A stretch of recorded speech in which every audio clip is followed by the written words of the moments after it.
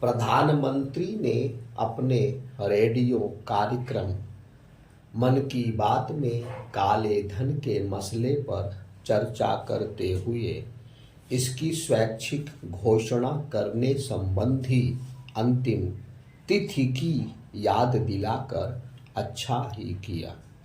उनकी ओर से इसका उल्लेख किए जाने के बाद संबंधित लोग काले धन की स्वेच्छा से घोषणा करने में कुछ तत्परता दिखा सकते हैं, लेकिन अभी तक का अनुभव यही बताता है कि इस तरह की रियायत देने से ना तो अपेक्षित मात्रा में काले धन की वापसी हुई है और ना ही उस पर रोक लग सकी है। यह 30 सितंबर के बाद ही पता चलेगा कि मोदी सरकार की ओर से काले धन की स्वैच्छिक घोषणा करने की दी गई छूट के क्या नतीजे रहे। यह ठीक है कि सरकार ने इस योजना का हिस्सा न बनने वाले लोगों के खिलाफ कठोर कार्रवाई करने की बात की है, लेकिन कोई कठोर कार्रवाई तो तब संभव हो पाएगी जब आयकर विभाग अथवा सरकार की अन्य एजेंसियां यह पता करने में सक्षम होंगी कि अमुक लोगों के पास देश अथवा विदेश में काला धन है और उन्होंने इस बारे में कहीं कोई सूचना देने से इनकार किया।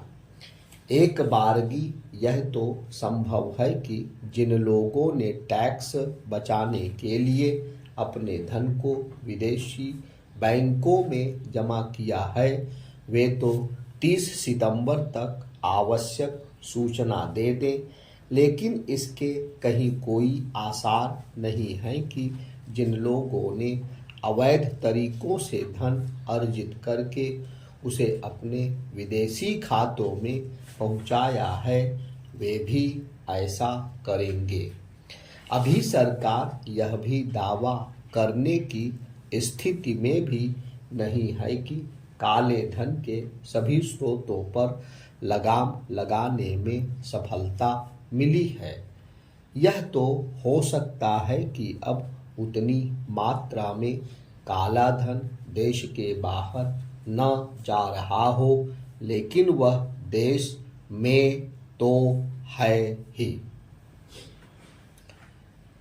स्पष्ट है कि सरकार को कुछ ऐसे तौर तरीकों पर विचार करना होगा जिससे काला धन जुटाने की गुंजाइश ही खत्म हो जाए। इन तौर तरीकों के बारे में विचार करते हुए इसकी अनदेखी नहीं की जा सकती कि राजनीति काला धन खपाने का एक बड़ा जरिया बनी हुई है। पिछले कुछ समय से तो यह देखने में आ रहा है कि एक बड़ी संख्या में उम्मीदवार धन के बल पर वोट खरीदने और चुनाव जीतने की कोशिश करते हैं। यह धन मूलतः काला धन ही होता है और यह उन लोगों द्वारा नेताओं और राजनीतिक दलों को उपलब्ध कराया जाता है जो काले धन के कारोबार में लिप्त हैं। अच्छा यह होगा कि सरकार के नीति नियंता यह सोचे कि काले धन पर लगाम का एक रास्ता चुनावी एवं राजनीतिक सुधारों से भी गुजरता है। यदि राजनीतिक दल काले धन के कारोबार से दूर रहना चाहते हैं तो फिर क्या कारण है कि वे खुद को मिलने वाले चंदे की पूरी जानकारी देने के लिए तैयार नहीं। यह भी विचित्र है कि वे सूचना अधिकार के दायरे में आने से भी इनकार कर रहे हैं। दुर्भाग्य से इस मामले में लगभग सभी राजनीतिक दलों की स्थिति एक जैसी है। बेहतर होगा कि सरकार काले धन पर रोक लगाने के उपायों तक ही सीमित ना रहे। यह एक ऐसी समस्या है जिससे निपटने के लिए हर संभव उपाय किए जाने चाहिए और उनमें कोई कसर नहीं छोड़ी जानी चाहिए, क्योंकि इसके बगैर वांछित लक्ष्य पूरा होने वाला नहीं है।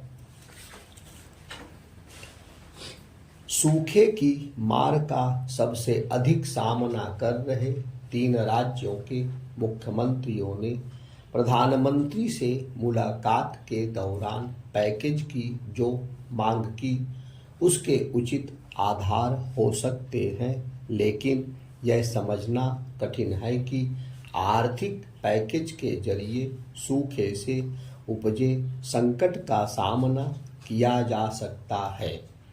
महाराष्ट्र, कर्नाटक और उत्तर प्रदेश को पैकेज की मांग तो तभी करनी चाहिए थी जब पहली बार यह सामने आया था कि लगातार दूसरे वर्ष बारिश कम होगी और उसके चलते गर्मियों में कई तरह के संकट सिर उठा लेंगे।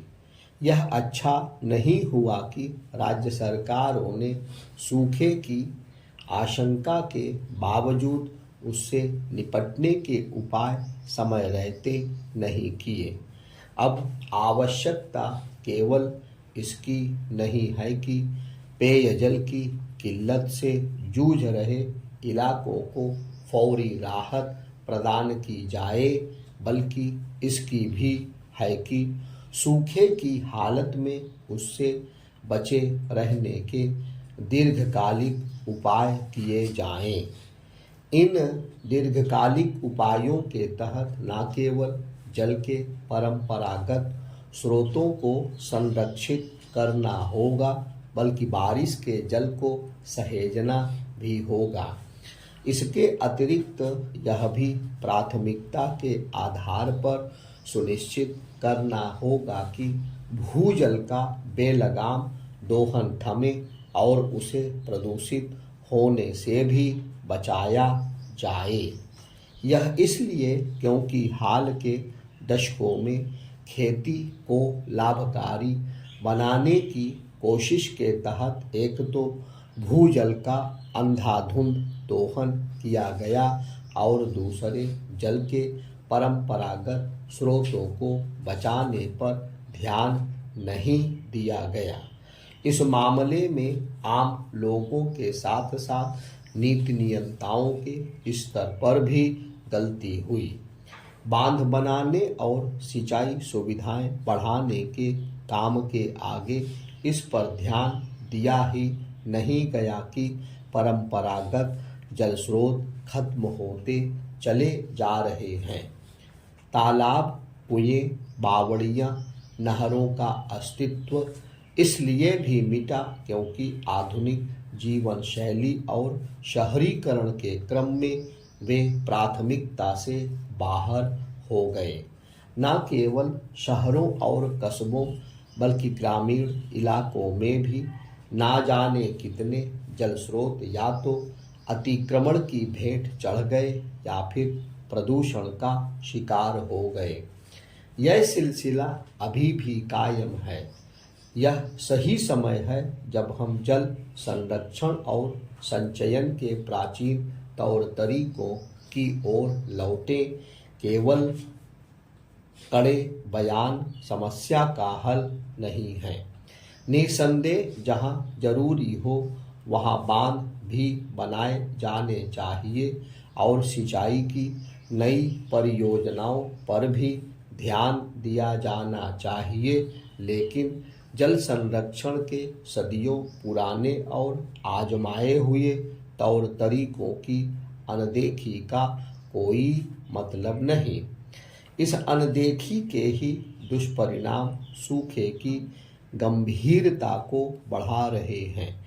इससे संतुष्ट नहीं हुआ जा सकता कि सूखाग्रस्त राज्यों में नए तालाब खोदने का काम शुरू हो गया है, क्योंकि इसका उद्देश्य मनरेगा एवं ऐसी ही अन्य योजनाओं के तहत लोगों को रोजगार देना है। तालाब बनाने के नाम पर केवल गड्ढे नहीं खोदे जाने चाहिए। बेहतर हो कि केंद्र सरकार ऐसी कोई पहल करे जिससे सभी राज्यों में जल संरक्षण संचयन का काम आगे बढ़े।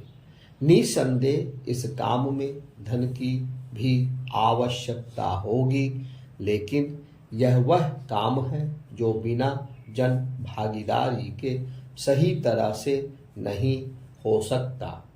इस सब के साथ ही जीवन शैली में ऐसे बदलाव भी आवश्यक हैं।